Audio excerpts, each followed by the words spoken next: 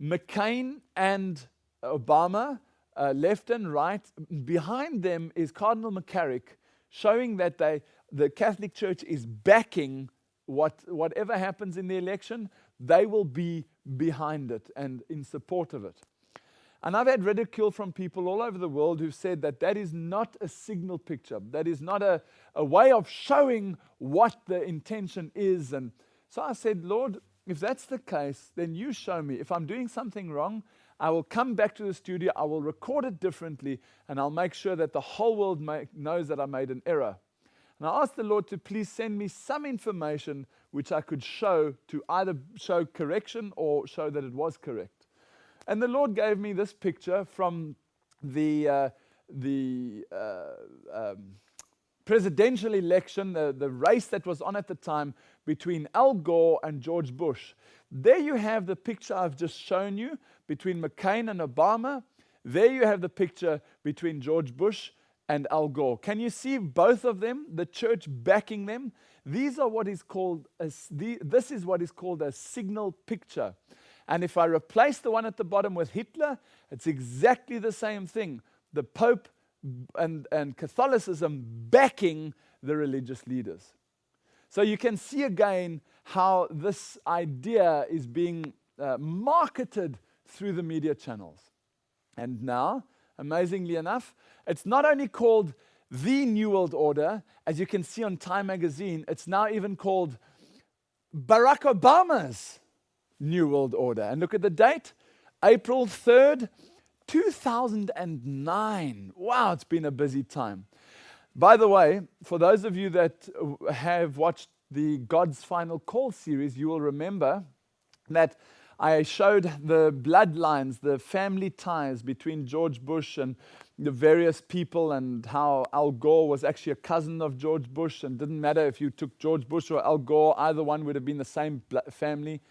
Well, you won't believe it, but maybe you will. Read this article and you'll see that BBC News explains that Obama is a distant cousin of George Bush. It has emerged that Barack Obama is a 10th cousin once removed of the man whose job he wants, George W. Bush. Isn't that incredible? Just like with the rest of the presidential elections, this one seems to have somehow managed to get family again into the seat of power. And what happened in London at the G20 summit? This is the group of 20 industrialized nations that are coming together to discuss how to further the world's economies and produce more money and affluence and help the poor. Well, at the time of the G20 summit, the crash had happened 4 months before that, 5 months before that. So when they got together in April, end of March, beginning of April it started, for those 2 or 3 days in London, the main agenda was about this financial crisis. And as you can see from Yahoo News, quite clearly, the decision was that the G20 is going to order spending to usher in the New World Order. So the decision made at the G20, what I was saying last year is I was saying the last thing they need is a financial crisis. Once you have the financial crisis, you can then get a group of people somewhere in the world to come up with legislation, to put enough money together to start the New World Order. And that's exactly what happened on April 3rd. Right? You can see from brisbanetimes.com.au that the G20 was even planning the New World Order.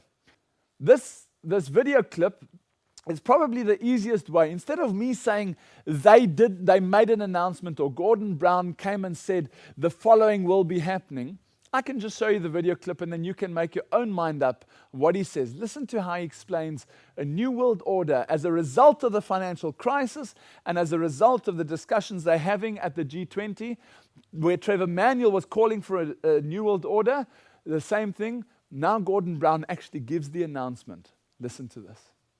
As well, for the first time we have a common approach round the world to cleaning up banks' balance sheets and restoring lending. We are engaging in a deep process of reform and restructuring of our international financial system for now and for the future, and we have maintained our commitment to help the world's poorest and we have put more money aside for that and also for a green recovery. These are not just a single collection of actions. This is collective action, people working together at their best. I think a new world order is emerging, and with it the foundations of a new and progressive era of international cooperation. We have resolved that from today we will together manage the process of globalization to secure responsibility from all and fairness to all. And we've agreed that in doing so, we will build a more sustainable and more open and a fairer global society. Did you hear what he said? A new world order is finally emerging. They've been trying and trying and trying and trying. And now they've been able to, with the financial crisis, manipulate it to such an extent that now the new world order is in place. All they will need is the International Monetary Fund to take the position and lead the world to the submission of the World Bank. So they'll have to bolster the International Monetary Fund to take on more responsibility, and that's exactly what happened at the G20. But it was interesting for me to see on the 1st of April in 2009 how CNN was actually saying that the crisis may result in the New World Order. Look at this. You can see CNN.com, crisis may lead to a new world order. And then look at this. These are the words that if you're in the inner circle, you understand exactly what they mean. 3rd of April 2009, a new world order emerges from chaos. Order out of chaos. Ordo ab chaos. The new world order emerges out of chaos. It's actually very sad to see how simple it is. But if you don't understand the language, it doesn't mean anything. And because of what happened there and the bolstering up, the quadrupling of the billions of dollars. I think the IMF was supported with 250 billion. They pushed it up to 500 and then up to, I think it's $1 trillion or $750 billion. There's a new level of responsibility from the International Monetary Fund.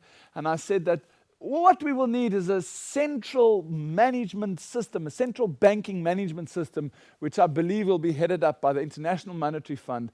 And now people like Michael Hudson are able to write something as clearly as this to say, the International Monetary Fund now rules the world. So there you have it. Some of the many things that have happened during the last couple of days and couple of weeks. One other interesting thing that happened at the April talks in London, the G20, was that Russia and China started to call for a global currency. Here you can see the article. This is Medvedev, the leader of Russia, talking about a super currency. They want a super currency worldwide. Now, as you know, probably the dollar is generally the currency that supports all other currencies. And when they said this, they thought that America would go up in smoke and say, you can't do that. We want the dollar to be in place. And you know what happened? Read this article. Right? You can see there, this is the 27th of March, 2009. The US backing for world currency stuns the markets. See, what happened is, when they started calling for a single world currency, they thought there would be a big uproar. But no, America, they were busy with a new Pearl Harbor, so they said that's exactly what we need. We need a new global currency. And come on, let's discuss this. And that shook the markets because they thought that that was the last thing America wanted. So in America, we're looking at a currency. Do you remember what it was? I showed you last time, the Amero. We've got the euro. We've looked at that. What about Africa?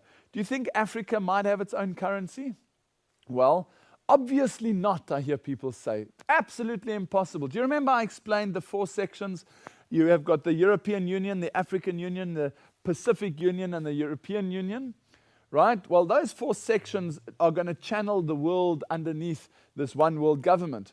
But at the moment, we don't have an African Union as such. There's not Like the United States of America is a sort of a union. If you bring Canada and Mexico in, you've got a whole continent under one union.